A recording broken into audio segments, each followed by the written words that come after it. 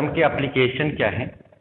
तो Gauss theorem का application क्या है कि गॉस थ्योरम के हेल्प से हम किसी भी कंडक्टर, किसी भी शेप ऑफ कंडक्टर के कारण इलेक्ट्रिक फील्ड निकाल सकते हैं। सबसे पहले बात करते हैं electric field due to charge linear conductor. Suppose that मेरे पास एक लीनियर कंडक्टर है और इस पे मैंने एक पॉजिटिव चार्ज दे रखा है और सपोज दैट ये इनफाइनाइट लेंथ का है। तो हमारा सबसे पहले जो काम होगा वो होगा कंस्ट्रक्शन ऑफ गॉसियन सरफेस। अब यह गॉसियन सरफेस याद करिए, गॉसियन सरफेस में तीन क्वालिटी होनी चाहिए। क्या होनी चाहिए? सिमेट्रिकल होना चाहिए, क्लोज्ड होना चाहिए और साथ में इलेक्ट्रिक फील्ड उसके हर पॉइंट पे क्या होना चाहिए? सेम होना चाहिए। अगर ये तीन क्वालिटी है तो हम उसे क्या बोलेंगे? गॉसियन सरफेस बोलेंगे। अब अगर लीनियर कंडक्टर सपोज दैट ऐसे है तो सबसे पहले हमें सिमेट्रिकल सोचना है। सिमेट्रिकल मतलब जितना डिस्टेंस ऊपर उतना ही नीचे, जितना इधर उतना ही इधर। तो अगर मैं इस पॉइंट की बात करूं तो इस पॉइंट पे मुझे क्या मिलेगा? इस पॉइंट पे मुझे एक सर्कल मिलेगा, ऐसे इस पॉइंट पे सर्कल मिलेगा और अगर इन सभी सर्कल को मिला दूंगा तो मुझे इस केस में गॉसियन सरफेस क्या मिलेगा? एक सिलेंडर मिलेगा। तो यहां पर जो गॉसियन सरफेस बनेगा मेरा वो एक सिलेंडर बनेगा और साथ में ध्यान रखना कि ये जो सिलेंडर होना चाहिए वो क्लोज होना चाहिए। तो ये सिलेंडर क्लोज कब होगा? एक तो इसका जो कर्व सरफेस है ये सरफेस है, एक जब इसको यहां से भी बंद कर दें और यहां से भी बंद कर दें तब जाके क्या बनेगा? ये क्लोज सरफेस बनेगा। यानी कि अगर गॉसियन सरफेस की बात करें और क्लोज गॉसियन सरफेस की बात करें तो इसमें तीन सरफेस होगा। एक सिलेंडर का जो कर्व सरफेस होगा, एक यहां वाला जो ढक्कन होगा और एक यहां वाला क्रॉस सेक्शन वाला ढक्कन होगा। तो तीन सरफेस मिला के क्या होगा? हमारा गॉसियन सरफेस बनेगा। यानी कि एक तो ये हमारा कर्व सरफेस हो गया, एक यहाँ पे ऐसे सरफेस जो बंद करने के लिए, क्योंकि हमारा क्या होना चाहिए? क्लोज होना चाहिए। ये चार्ज को बाहर जाने का ऑप्शन है इधर से और एक इधर से हमने क्या कर दिया? इसको क्लोज कर दिया, तब जाके क्या बना? ये गॉसियन सरफेस बना। अब बात करते हैं जो ये वाला सरफेस होगा, सरफेस की डायरेक्शन कैसे लेते हैं? तो सरफेस की डायरेक्शन हम लेते हैं आउटवर्ड नॉर्मल। जब भी सरफेस की बात आए, जब भी एरिया की बात आए तो हम क्या कहते हैं? Outward normal. तो यहां पर जो इसकी डायरेक्शन बनेगी वो इधर बनेगी। मान लेते हैं ये DS1 है। कैसे? देखो यहां पर है, हमें डायरेक्शन क्या लेनी? सरफेस की आउटवर्ड नॉर्मल। यहां से 90 डिग्री और 90 डिग्री से भी किधर की तरफ? बाहर की तरफ। तो क्या बनेगा? आउटवर्ड नॉर्मल, यानी कि DS1 की डायरेक्शन ऐसे मिल जाएगी। ऐसे इस कर्व सरफेस से जो बनेगा जो एरिया वो DS2 ऐसे बन जाएगा और यहां पर ये सरफेस ऐसे है, यहां से जो आउटवर्ड नॉर्मल होगा वो कैसे बन जाएगा? यहां पर ऐसे आउटवर्ड नॉर्मल बन जाएगा। तो यहां पे तीन सरफेस का मैंने जो डायरेक्शन है उसके एरिया की, फिर से जो सिलेंडर होगा, जो गॉसियन सरफेस होगा वो सिमेट्रिकल होगा तो मुझे सिलेंडर मिल गया।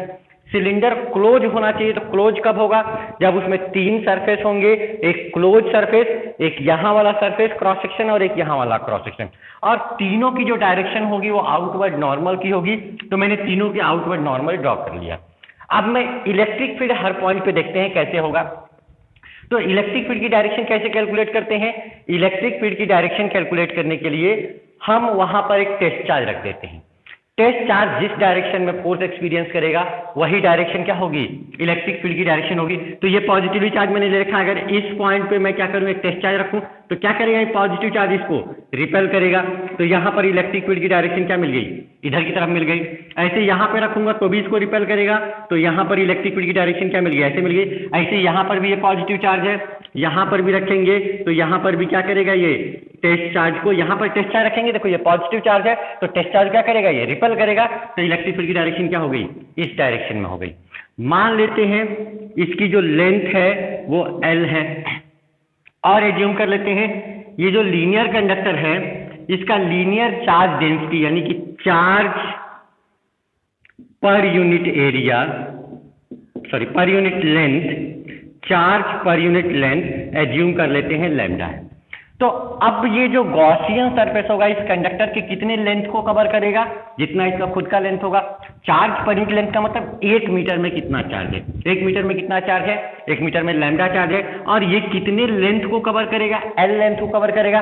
तो कितना चार्ज इसमें इनक्लोज हो जाएगा? तो जो चार्ज इनक्लोज हो जाएगा वो हो जाएगा लैम्डा इंटू L के बराबर। कितना हो जाएगा? लैम्डा इंटू एल के बराबर हो जाएगा। तो ये हमारा चार्ज इनक्लोज हो गया। अब हम बात करते हैं, अगर मैं गॉस थ्योरम इस पे अप्लाई करूं, according to Gauss theorem, Gauss theorem क्या कहता है, close integration of E dot D S is equal to Q enclosed by epsilon naught. क्या कहता है, close integration of E dot D S is equal to Q enclosed by epsilon naught. अब ये जो close surface है, अगर मैं देखूं तो ये तीन सरफेस से मिलकर बना हुआ है। एक ये कर्व सरफेस, और ध्यान रखना जब कर्व, केवल हम कर्व सरफेस लेंगे तो केवल कर्व सरफेस जो होगा वो क्लोज्ड नहीं होगा। केवल अगर क्लोज सरफेस की बात करें, केवल अगर सरफेस की बात करें, देखो जैसे ये है, अगर मैं केवल इसके इस पोर्शन की बात करूं तो यहां से चार्ज को बाहर निकलने का ऑप्शन मिल जाएगा। तो केवल जब कर्व सरफेस की बात करेंगे तो क्या होगा, क्लोज नहीं होगा। ऐसे ही जब केवल ये वाले सरफेस की बात करेंगे तो वो क्लोज नहीं होगा। केवल जब तीनों को आपस में एक साथ ले लेंगे तब तो क्लोज होगा। तो अभी तीनों एक साथ है, अब इसको तीनों को अलग अलग तोड़ देते हैं। तो ये किससे मिलके बना हुआ है, ई dot D S one plus E dot D S two plus E dot D S three, और क्यू इनक्लोज किसके इक्वल हमारा, लैम्डा इंटू एल के इक्वल है। तो ये किसके इक्वल हो जाएगा, lambda into L by epsilon not हो जाएगा, lambda into L by epsilon naught. अब अगर मैं बात करूं, जो इलेक्ट्रिक फील्ड यहां पर है और जो ये सरफेस है DS1 की डायरेक्शन, इनके बीच में एंगल कितना बन रहा है, 90 डिग्री। और ऐसे ही इलेक्ट्रिक फील्ड यहां पर है, जो सरफेस DS3 है, ये दोनों क्या है, एक दूसरे के परपेंडिकुलर है। तो देखो हम यहाँ पे क्या देख रहे हैं कि इलेक्ट्रिक फील्ड और DS1 एक दूसरे के क्या है, परपेंडिकुलर है। साथ में इलेक्ट्रिक फील्ड और DS3 एक दूसरे के परपेंडिकुलर हैं। तो जब ये एक दूसरे के परपेंडिकुलर होंगे, तो जब दो वेक्टर परपेंडिकुलर होते हैं तो उनका डॉट प्रोडक्ट क्या होता है, जीरो होता है। A dot B, A dot B मेरा जो होता है ए बी कॉस थीटा, यानी कि अगर थीटा 90 डिग्री है, दो वेक्टर परपेंडिकुलर है, तो उस केस में डॉट प्रोडक्ट जीरो होगा। तो यहां पे डॉट प्रोडक्ट क्या हो जाएगा, जीरो हो जाएगा। यानी कि ये जो दो डॉट प्रोडक्ट होंगे, कौन से, E dot D S one और E dot D S three, ये दोनों क्या हो जाएंगे, जीरो। क्यों जीरो हो जाएंगे, क्योंकि दोनों क्या है, परपेंडिकुलर है। पर क्या हो जाएगा, ई डॉट डी एस वन क्या हो जाएगा, E D S one into cos theta, यानी कॉस 90 जीरो होता है। तो जीरो से किसी भी टर्म को मल्टीप्लाई करोगे तो पूरा पूरा टर्म क्या हो जाएगा, जीरो हो जाएगा। तो ये दोनों जो टर्म होंगे वो जीरो हो जाएंगे। क्यों होंगे, क्योंकि सरफेस की डायरेक्शन क्या है, इलेक्ट्रिक फील्ड के परपेंडिकुलर है। और जब परपेंडिकुलर होगा तो जब हम डॉट प्रोडक्ट निकालेंगे तो डॉट प्रोडक्ट क्या आएगा, उसका जीरो आएगा। तो अब अगर इसमें मैं बात करूं तो इसमें बच क्या गया, केवल ये वाला टर्म बच गया। अगर इस टर्म की मैं बात करूं तो इसमें ये वाला टर्म बच गया। क्या बच गया, E dot D S two is equal to lambda L by epsilon naught, ये बच गया। और इसको मैं क्या लिख सकता हूं, ए डॉट बी है तो इसे लिख सकते हैं E into D S two into cos theta. और ये दोनों क्या है, DS2 और ई क्या है, सेम डायरेक्शन में है। तो सेम डायरेक्शन में होगा तो कॉस क्या आ जाएगा, cos zero is equal to क्या आ जाएगा, lambda L by epsilon naught. ठीक है, तो यहां पर कॉस जीरो की वैल्यू क्या होगी, कॉस जीरो की वैल्यू होती है 1। कॉस जीरो की वैल्यू क्या होती है, 1 होती है।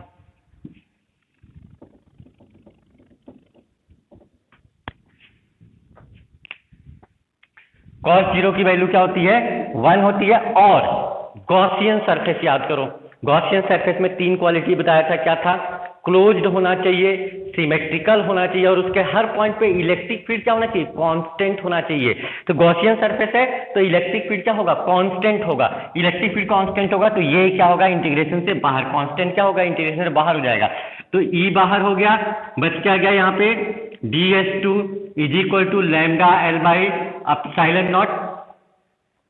और ये DS2 क्या है, DS2 जो है ये इस सिलेंडर के कौन से, कर्व एरिया था। कौन सा एरिया था, कर्व एरिया था। तो जो कर्व एरिया होगा वो कितना होता है, 2 पाई RL। तो इसकी वैल्यू कितनी हो जाएगी, इसकी वैल्यू हो जाएगी 2 पाई RL हो जाएगा। Is equal to lambda L by epsilon not.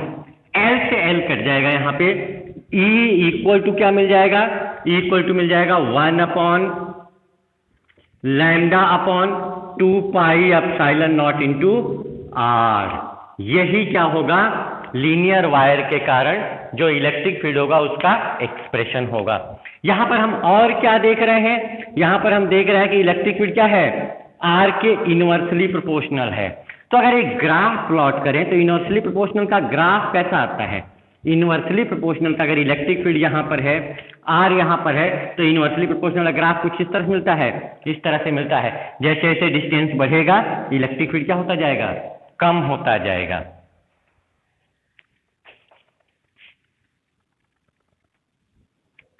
जो सेकेंड एप्लीकेशन है गॉस थ्योरम का वो है electric field due to plane sheet. कोई प्लेन शीट है इस तरह से और इस पे कुछ चार्ज है, तो इसके कारण हमें क्या करना है, इलेक्ट्रिक फील्ड निकालना है। सपोज दैट मेरे पास जो प्लेन शीट है वो कुछ इस तरह का है और इस पे भी मैंने क्या एज्यूम कर लिया, पॉजिटिव चार्ज है। क्या एज्यूम कर लिया इस पे कि एक इस तरह का चार्ज कंटेन कर रहा है, पॉजिटिव चार्ज कंटेन कर रहा है। हम मान लेते हैं कि जो चार्ज पर यूनिट एरिया है, चार्ज पर यूनिट एरिया वो सिग्मा है। चार्ज पर यूनिट एरिया का मतलब क्या होता है, इसको हम बोलते हैं surface charge density. Surface charge density भी बोलते हैं, क्या बोलते हैं, सरफेस चार्ज डेंसिटी। इसका मतलब क्या होता है, चार्ज पर यूनिट एरिया का 1 मीटर स्क्वायर में कितना चार्ज होगा उसको कौन रिप्रेजेंट करेगा, charge per unit area represent करेगा। 1 मीटर स्क्वायर में जो चार्ज होगा वो कौन रिप्रेजेंट करेगा, charge per unit area represent करेगा। अब यहां पर भी मुझे क्या करना है, गॉसियन सरफेस कंस्ट्रक्ट करना है। फिर वही कंडीशन, क्लोज होना चाहिए, सिमेट्रिकल होना चाहिए। तो प्लेन है, जितना डिस्टेंस इधर उतना ही सिमेट्रिकल तभी होगा ना, जब दोनों तरफ क्या होगा, बराबर होगा। तो यहां पर एक गॉसियन सरफेस, फिर एक सिलेंडर मान लेते हैं। ध्यान रखना डिस्टेंस दोनों तरफ तभी सिमेट्रिकल होगा, जितना इधर होगा उतना इधर होगा, तभी क्या होगा, ये सिमेट्रिकल होगा। यहां पर इस तरह से एज्यूम कर लिया और ये प्लेन शीट इस तरह से है, ये बोर्ड के प्लेन के परपेंडिकुलर है। जो प्लेन शीट जिसके कारण मुझे इलेक्ट्रिक फील्ड निकालना है वो इस बोर्ड के प्लेन के परपेंडिकुलर है। क्या है, बोर्ड के प्लेन के परपेंडिकुलर है। तो सबसे पहले मुझे एरिया की डायरेक्शन देखनी है। देखो इसमें सिलेंडर में एक तो इसका कर्व एरिया हो गया, एक ये वाला जो क्रॉस सेक्शन हो गया। तो एरिया की डायरेक्शन होती कैसी है, आउटवर्ड नॉर्मल। जब भी एरिया बात आए, जब भी एरिया की बात आए इस पूरे टॉपिक में, आपके दिमाग में तुरंत क्लिक करना चाहिए आउटवर्ड नॉर्मल। तो देखो ये सरफेस ऐसे है, इसका मैं आउटवर्ड नॉर्मल खींचूंगा तो मुझे क्या मिल जाएगा, इधर मिल जाएगा। ऐसे ही कर्व सरफेस है, इसका मैं आउटवर्ड नॉर्मल लूंगा तो मुझे ऐसे मिल जाएगा। और यहां पर जो होगा ये ऐसे है, इसका आउटवर्ड नॉर्मल इधर जाएगा, तो इसका आउटवर्ड नॉर्मल मान लेते हैं DS3 है, वो कुछ ऐसे है। तो इस तरह से मैंने तीनों पॉइंट पे क्या कर लिया, आउट जो एरिया की डायरेक्शन है वो निकाली। अब ये प्लेन शीट देखो ऐसे है, मुझे क्या करना है, इलेक्ट्रिक फील्ड की डायरेक्शन देखनी है। तो इलेक्ट्रिक फील्ड डायरेक्शन देखते कैसे हैं, उस पॉइंट पे क्या करेंगे, टेस्ट चार्ज रख देंगे। टेस्ट चार्ज का साइन कैसा होता है, पॉजिटिव होता है। तो यहाँ पर देखो, यहाँ पर इस टेस्ट चार्ज पॉजिटिव है, अगर टेस्ट चार्ज को यहाँ रखेंगे क्या करेगा, इसको पॉजिटिव चार्ज है प्लेन ना, क्या करेगा, इसको ये रिपेल करेगा। तो इलेक्ट्रिक फील्ड की डायरेक्शन यहाँ पर किधर हो जाएगी, इस डायरेक्शन में हो जाएगी। ऐसे यहाँ पर रखेंगे तो इलेक्ट्रिक फील्ड की डायरेक्शन ऐसे हो जाएगी। टेस्ट चार्ज रखेंगे इस पॉइंट पे, ये पॉजिटिव चार्ज है तो पॉजिटिव चार्ज टेस्ट चार्ज क्या करेगा, रिपेल करेगा। ऐसे ही यहाँ पे रखेंगे तो यहाँ पर टेस्ट चार्ज रखेंगे तो भी तो पॉजिटिव चार्ज, तो भी तो इसको क्या करेगा, रिपेल करेगा। यहाँ पर इलेक्ट्रिक फील्ड की डायरेक्शन क्या मिल जाएगी, मुझे इस डायरेक्शन में मिल जाएगी।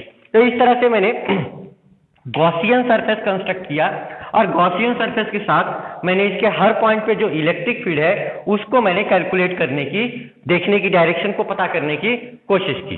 ठीक, अब मान लेते हैं इसका क्रॉस सेक्शनल एरिया जो है, लेट क्रॉस सेक्शनल एरिया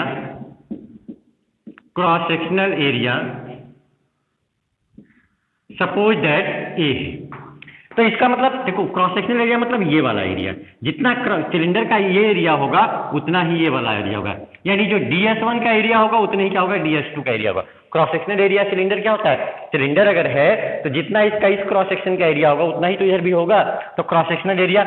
और साथ में देखो अगर ये प्लेन है, बोर्ड एक प्लेन है और ये सिलेंडर मैं इसके आर पार घुसाना चाहूं तो इस बोर्ड का कितना एरिया इसके अंदर आएगा, इसके अंदर कितना एरिया आएगा, जितना इसका खुद का क्रॉस सेक्शनल एरिया होगा, यानी इसका कितना एरिया ये कंटेन करेगा जितना इसका क्रॉस सेक्शनल एरिया होगा। जैसे देखो यहाँ पे बोर्ड पे अगर मैं इस मार्कर को आर पार करना चाहूं तो कितना एरिया ये कंटेन करेगा, इंक्लोज करेगा, कितना एरिया इंक्लोज करेगा, जितना इसका क्रॉस सेक्शनल एरिया होगा। ठीक, 1 मीटर स्क्वायर में कितना चार्ज है, सिग्मा चार्ज है, और एरिया कितना इसका कंटेन कर रहा है, ए, क्योंकि क्रॉस सेक्शनल एरिया ए है, तो एरिया ए है और चार्ज पर यूनिट एरिया, तो कितना चार्ज इनक्लोज करेगा, तो इस केस में जो चार्ज इनक्लोज हो जाएगा वो हो जाएगा सिग्मा इंटू ए हो जाएगा। अब बात करते हैं गॉस थ्योरम की, तो अगर गॉस थ्योरम इस पे अप्लाई करें अकॉर्डिंग टू गॉस थ्योरम, तो गॉस थ्योरम क्या कहता है, गॉस थ्योरम कहता है close integration of E dot D S is equal to Q enclosed by epsilon naught. ये कहता है ना Gauss theorem, close integration of E dot D S is equal to Q enclosed by epsilon naught. अगर मैं इसको 3 integration में तोड़ूं, हमारे पास जो क्लोज सरफेस है तीनों को मिला दोगे तो क्लोज बनेगा, लेकिन जब केवल एक को लेंगे तो ध्यान रखना तब क्लोज नहीं बनेगा, तब वो क्या होगा, ओपन सरफेस होगा। जब तीनों को, जैसे क्लोज सरफेस है, इसको इधर से बंद कर दिया, इधर से बंद कर दिया, तो तीनों जब एक साथ लेंगे तब तो क्लोज होगा। लेकिन जब केवल कर्व सरफेस लेंगे तो क्या ये केवल कर्व सरफेस क्या है, क्लोज है, नहीं है, क्योंकि इधर से ये निकल जाएगा। या केवल अगर ये क्रॉस सेक्शन कंसीडर करें तो इसके पास तो जगह ही जगह है चार्ज को भागने का, तो ये तो क्लोज हो नहीं सकता। तो जब हम इसको तोड़ेंगे तो तीनों ओपन सरफेस हो जाएंगे, ध्यान रखना। इसी को मैं लिख रहा हूं E dot D S one plus E dot D S two plus E dot D S three is equal to, और क्यू इनक्लोज कितना है, sigma A by epsilon naught. ठीक, अब देखो मैंने यहाँ क्लोज का साइन नहीं लगाया क्योंकि इकलौता अगर ds1 की बात करें केवल ये क्रॉस सेक्शन की तो वो क्लोज नहीं होगा। जब तीनों मिलेंगे तो क्लोज हो जाएंगे, लेकिन तीनों जब अलग अलग लेंगे तब वो क्लोज नहीं होंगे, इसलिए मैंने यहाँ क्लोज साइन नहीं लगाया। अब यहाँ पर जरा देख लो ये क्या है, जो ds2 है और यहाँ पर जो इलेक्ट्रिक फील्ड है ये दोनों एक दूसरे के परपेंडिकुलर हैं। तो जब परपेंडिकुलर होंगे तो उनका डॉट प्रोडक्ट, फिर वही चीज कहानी, उनका डॉट प्रोडक्ट क्या हो जाएगा, 0 हो जाएगा। यहां पर हम क्या देख रहे हैं, since electric field is perpendicular to ds2, तो क्या हो जाएगा, इससे क्या मिलेगा मुझे, इससे मिल जाएगा कि E डॉट ds2 जो होगा वो क्या हो जाएगा, 0 हो जाएगा। यानी कि ये टर्म क्या हो गया, मेरा 0 हो गया। अब अगर इसमें मैं पुट करना चाहूं तो मुझे मिल क्या जाएगा, E into ds1 into cos theta, A dot B किसके इक्वल होता है, A B cos theta, A dot B किसके इक्वल होता है, ए बी कॉस थीटा। तो यहां पर मुझे क्या मिल जाएगा, E into ds1 into cos theta, और देखो दोनों क्या है, ये सेम डायरेक्शन में है, जो ds1 और इलेक्ट्रिक फील्ड है ये क्या है, सेम डायरेक्शन में है, तो कॉस क्या बनेगा, यहाँ पे 0 बनेगा। ऐसे ही ये तो 0 हो गया, यहां से ये क्या बच जाएगा, E into ds3 into cos 0 is equal to sigma A by क्या होगा, एप्सिलॉन नॉट। सेम चीज। अब फिर याद करो गॉसियन सरफेस का कंस्ट्रक्शन क्या होना चाहिए, क्लोज्ड होना चाहिए, सिमेट्रिकल होना चाहिए, और मोस्ट इंपॉर्टेंट इसके हर पॉइंट पे इलेक्ट्रिक फील्ड क्या होगा, कांस्टेंट होगा। तो इलेक्ट्रिक फील्ड कांस्टेंट होगा तो इंटीग्रेशन से इलेक्ट्रिक फील्ड क्या हो जाएगा, बाहर हो जाएगा। तो ये इंटीग्रेशन से क्या हो जाएगा, E इंटू ds1, ऐसे ही E इंटू ds3, क्योंकि cos 0 1 है, cos 0 1 है, is equal to sigma A by epsilon naught. ठीक है, E इंटू ई बाहर हो गया, क्यों, क्योंकि गॉसियन सरफेस है, गॉसियन सरफेस के हर पॉइंट पे इलेक्ट्रिक फील्ड कांस्टेंट होता है, इंटू ds1 और cos 0 1 होता है, ऐसे cos 0 1 हुआ, दोनों इलेक्ट्रिक फील्ड बाहर कर दिया। अब ds1 कौन सा एरिया होगा, ये ds1 होगा कौन सा, क्रॉस सेक्शन का ही तो एरिया होगा। और ऐसे ही DS2 भी क्या होगा, क्रॉस सेक्शन एरिया होगा, यानी DS1 और DS2 दोनों की वैल्यू क्या होगी, वही होगी जो इसका क्रॉस सेक्शनल एरिया है। DS1 और DS2 की वैल्यू क्या होगी, वही होगी जो क्रॉस सेक्शनल एरिया है।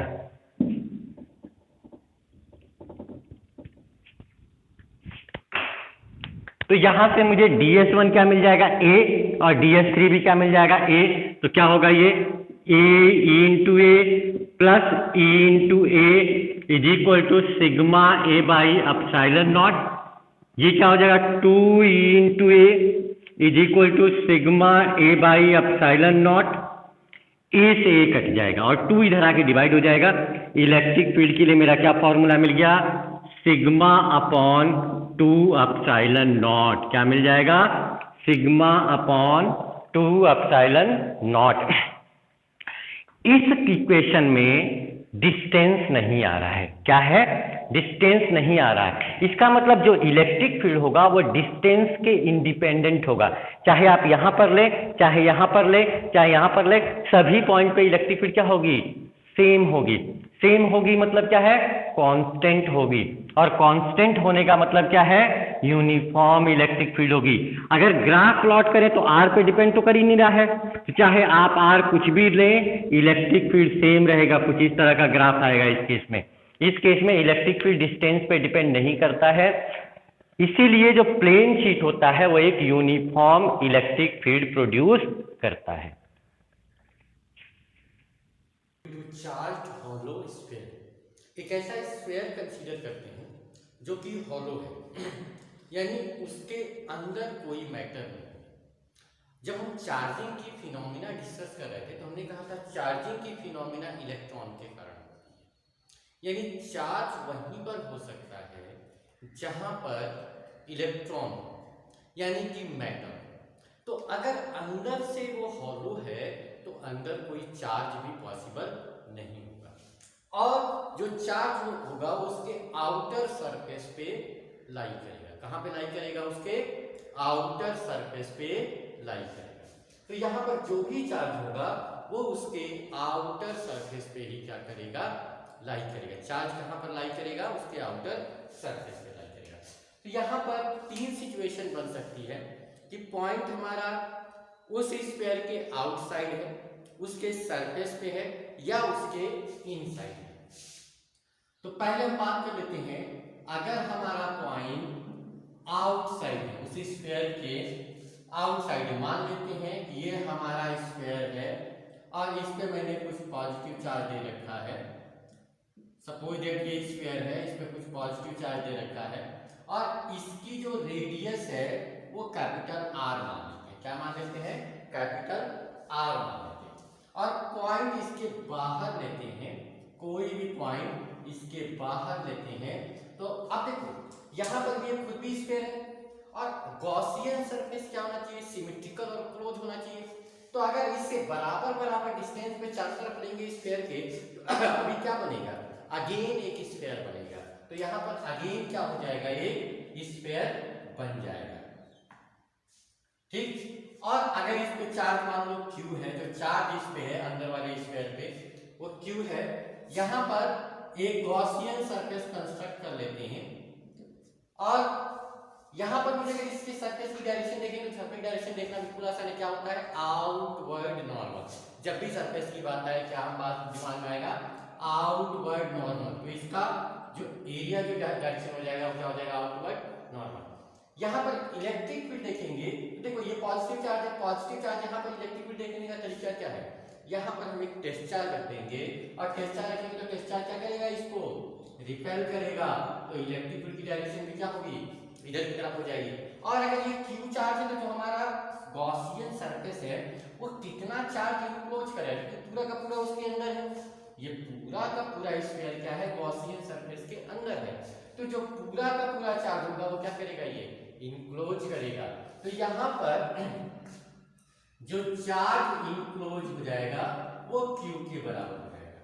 अब हमारा गॉस थ्योरम क्या कहता है, according to Gauss theorem close integration of E dot ds is equal to क्या होता है, q इनक्लोज्ड बाई एप्सिलॉन। यही होता है ना। अब दोनों E और ds दोनों क्या है, सेम डायरेक्शन में है, तो डॉट प्रोडक्ट क्या होता है, a डॉट b होता है a b cos थीटा। तो यहां पर जो जाएगा E into ds into cos zero. cos zero क्यों, क्योंकि इलेक्ट्रिक फील्ड और सरफेस की डायरेक्शन क्या है, सेम है, तो एंगल कितना बनेगा, जीरो बनेगा। और चार्ज इनक्लोज क्या है, q है, cos जीरो की वैल्यू 1। फिर याद करो गॉसियन सरफेस, इलेक्ट्रिक फील्ड क्या होना चाहिए, इसके हर पॉइंट पे कांस्टेंट होना चाहिए, तो इलेक्ट्रिक फील्ड बाहर हो जाएगा। तो इलेक्ट्रिक फील्ड बाहर हो गया तो बचा क्या मुझे, close integration of ds is equal to q by epsilon. अब close integration ds total close, ये जो सरफेस है इसका टोटल क्लोज, टोटल क्लोज क्या हो जाएगा, वही स्फीयर का क्या हो जाएगा, जो स्फीयर है, जो ये स्फीयर है, जो गॉसियन सरफेस है, उसका सरफेस एरिया हो जाएगा। और क्या है, स्फीयर है, तो स्फीयर का सरफेस एरिया क्या होता है, स्फीयर का एरिया होता है 4 pi r square is equal to q by epsilon naught. इसको डिवाइड कर दो तो इलेक्ट्रिक फील्ड निकल गया, आउटसाइड क्या हो जाएगा, 1 upon 4 pi epsilon naught q by r square. यही क्या हो जाएगा, इलेक्ट्रिक फील्ड जो आउटसाइड होगा उसके लिए एक्सप्रेशन हो जाएगा। फिर से एक बार देख लेते हैं, यहाँ पर मैंने क्या कर दिया, एक चार्ज दिया, उसके बाहर पॉइंट लिया, तो जो हमारा गॉसियन सरफेस बनेगा, क्योंकि सिमेट्रिकल बनाना है, तो सिमेट्रिकल गॉसियन सरफेस क्या बनेगा, सिमेट्रिकल गॉसियन सरफेस आपका एक स्फीयर बनेगा। ठीक, यहाँ पर आउट सरफेस की डायरेक्शन आउटवर्ड नॉर्मल, यहाँ टेस्ट चार्ज दिया, क्योंकि पॉजिटिव चार्ज क्या करेगा, इसको रिपेल करेगा। अब फिर मैंने सिंपल सा गॉस थ्योरम लगा दिया है और मुझे फॉर्मूला मिल गया किसके लिए, इलेक्ट्रिक फील्ड जो आउटसाइड द स्फीयर।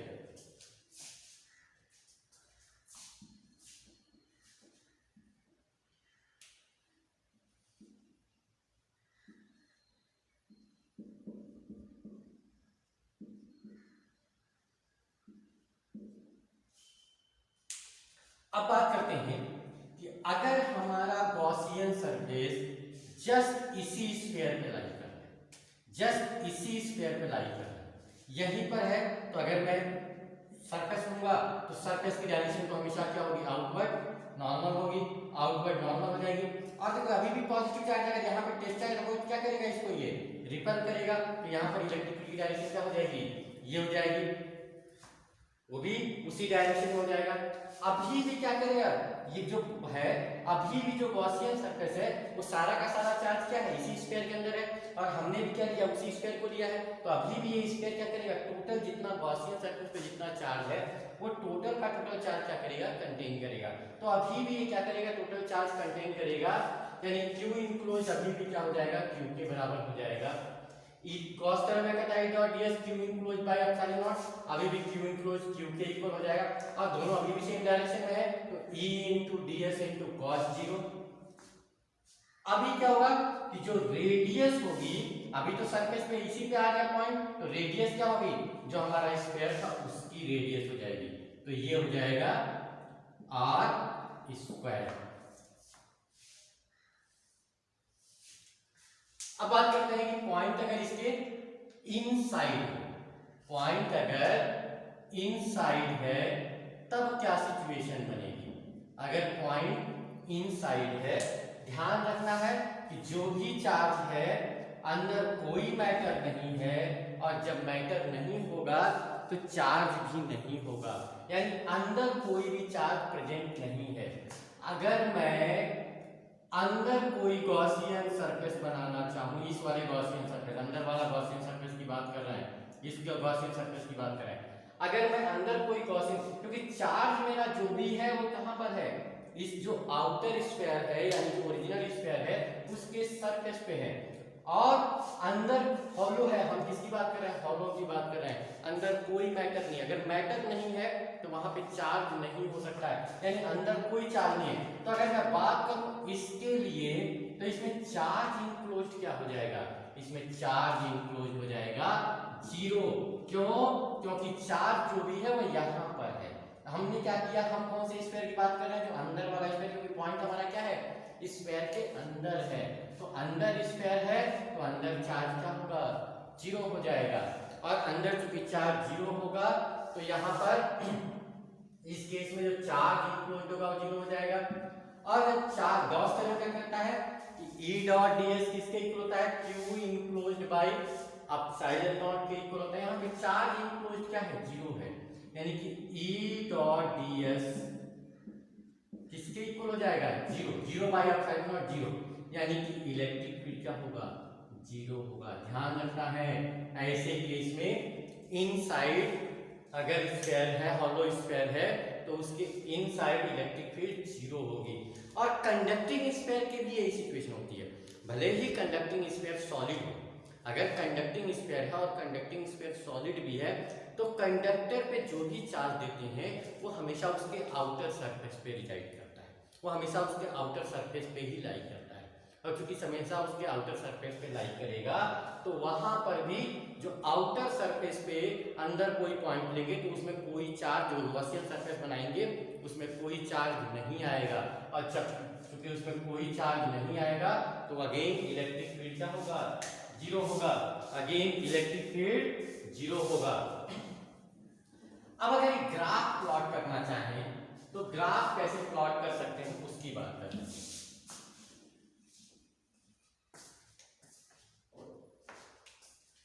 अगर पॉइंट आउटसाइड द स्फीयर है तो इलेक्ट्रिक फील्ड के लिए क्या फॉर्मूला है, 1/4 epsilon naught q by r square, यानी कि इस केस में E प्रोपोर्शनल टू क्या है, r स्क्वायर है। ध्यान रखना r उस स्फीयर की रेडियस है, ये कांस्टेंट है, कैपिटल R यहाँ पे कांस्टेंट है, कैपिटल R जिस स्फीयर के ऊपर चार्ज है उसका रेडियस है। अगर r इक्वल टू r है यानी कि सरफेस पे पॉइंट है तब हमारा क्या है 1/4 epsilon naught q by r square है। और यहाँ पर इलेक्ट्रिक फील्ड क्या है, कांस्टेंट है। और अगर r लेस देन r है मतलब इनसाइड है तो इलेक्ट्रिक फील्ड क्या है, जीरो है। तो अगर मैं ग्राफ प्लॉट करूं तो अगर यहाँ पर मान लेता हूँ r इक्वल टू r है, मतलब इसके इधर क्या होगा, ये अंदर के पॉइंट को रिप्रेजेंट करेगा और इसके इधर क्या करेगा, बाहर के पॉइंट को रिप्रेजेंट करेगा। इसके इधर क्या करेगा, ये अंदर के पॉइंट को रिप्रेजेंट करेगा, इसके इधर क्या करेगा, ये बाहर के पॉइंट को रिप्रेजेंट करेगा। तो देखो अंदर तो इलेक्ट्रिक फील्ड जीरो होगा, तो यहाँ पर तक तो ग्राफ ऐसे आएगा, जीरो पे आएगा। और सीधे जैसे ही वहां पे कहां पे जाएगा, ऊपर जाएगा, कहां पर, q by 4 epsilon not into r square, ये वाली चीज, ठीक। और यहाँ के बाद क्या है, r स्क्वायर की इनवर्सली प्रोपोर्शनल है, तो यहाँ पर क्या होगा, इनवर्सली प्रोपोर्शनल का जो ग्राफ हो जाएगा वो हो जाएगा। तो इस तरह से इलेक्ट्रिक फील्ड का वेरिएशन होगा अगर हॉलो स्फीयर है तो।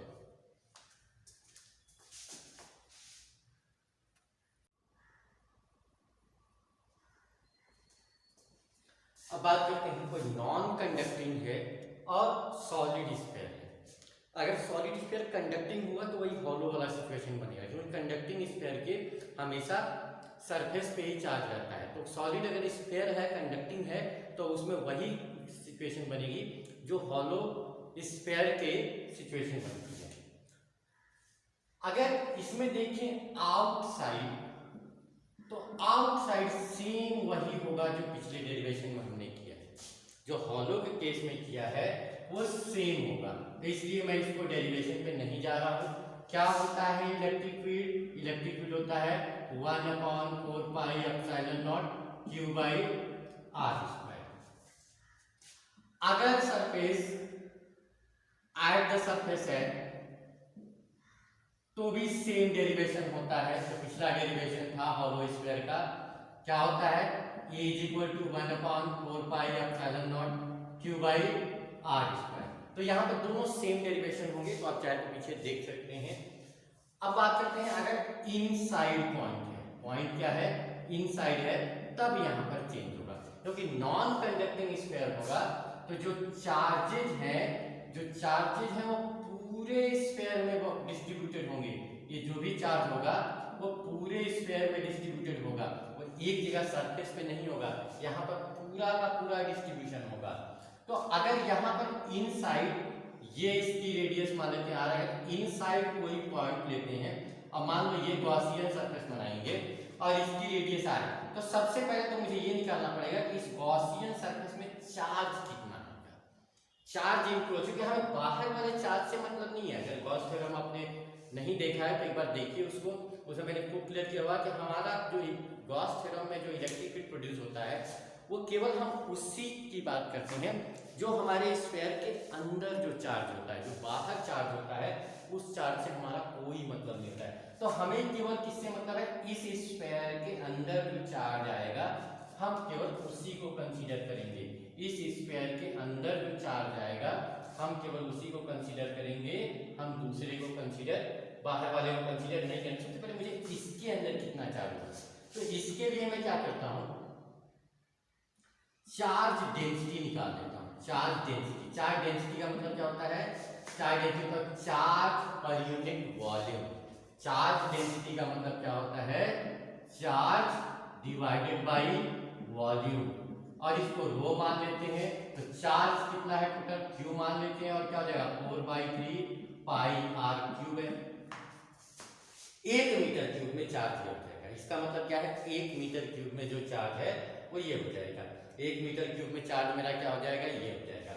अब इतने जो ये वाला है इसकी रेडियस स्मॉल आर, इसमें कितना चार्ज आएगा, तो वो चार्ज इंक्लूड, तो क्या करेंगे 1 मीटर क्यूब में मुझे चार्ज पता है, तो इसके अगर वॉल्यूम से मल्टीप्लाई कर दें, अगर मान लो 1 मीटर क्यूब, सीधे सीधे ऐसे सोच लो 1 मीटर क्यूब में अगर 2 कूलम चार्ज है तो 4 मीटर क्यूब में कितना चार्ज होगा, हम दोनों क्या करेंगे मल्टीप्लाई कर देंगे। तो यहाँ पर 1 मीटर क्यूब में कितना चार्ज है वो, तो ऐसे ही इसके वॉल्यूम में कितना चार्ज हो जाएगा, तो चार्ज हो जाएगा charge density into volume of this Gaussian surface, ठीक। और ये क्या हो जाएगा 4/3 पाई आर क्यूब। रो क्या है, रो है Q by 4/3 pi R cube into 4/3 pi R cube. यहां से 4/3 पाई कट जाएगा, तो चार्ज इंक्लोज्ड क्या मिल जाएगा, चार्ज इंक्लोज मिल जाएगा Q into R cube by R cube, ये चार्ज इंक्लोज मिल जाएगा। फिर गॉस थ्योरम अप्लाई कर देते हैं अकॉर्डिंग टू गॉस थ्योरम। क्या होगा, close integration of E dot ds is equal to charge enclose by epsilon naught. ये दोनों सेम डायरेक्शन में होंगे तो E into ds into cos zero, क्या होगा E into ds into cos zero is equal to 1 upon epsilon naught, और charge enclose ये है Q into R cube by R cube. फिर इलेक्ट्रिक फील्ड कांस्टेंट है बाहर हो जाएगा, cos जीरो की वैल्यू 1 हो जाएगी, और ds क्या हो जाएगा, ds इसका सरफेस एरिया हो जाएगा। मैं डायरेक्ट लिख रहा हूँ, ds क्या होगा, इसका सरफेस एरिया होगा। तो सरफेस एरिया क्या होता है 4 पाई आर स्क्वायर, ये क्या हो जाएगा E into 4 pi R square equal to 1 upon epsilon naught Q into R cube by R cube.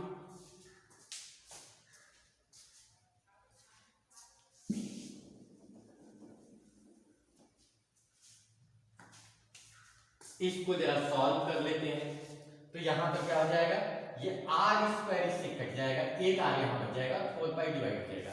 तो E के लिए क्या फॉर्मूला मिल जाएगा, 1 upon 4 pi epsilon naught Q by R cube into R. तो देखो इनसाइड जो इलेक्ट्रिक फील्ड होगी वो प्रोपोर्शनल टू आर की डिस्टेंस के प्रोपोर्शनल होगी। लीनियर, प्रोपोर्शनल मतलब क्या होता है, लीनियर ग्राफ होता है। तो अगर मैं ग्राफ प्लॉट करूं तो बस अंदर का चेंज होगा, बाहर का ग्राफ तो ऐसे ही रहेगा। तो अंदर का ग्राफ क्या हो जाएगा, यहाँ पर ये r इक्वल टू आर है, तो यहाँ पर देखो प्रोपोर्शनल का मतलब स्ट्रेट लाइन होता है, ठीक। और आगे क्या था, ऐसे था, तो इस बार का ग्राफ हमारा कैसे मिलेगा, इस तरह का ग्राफ मिलेगा।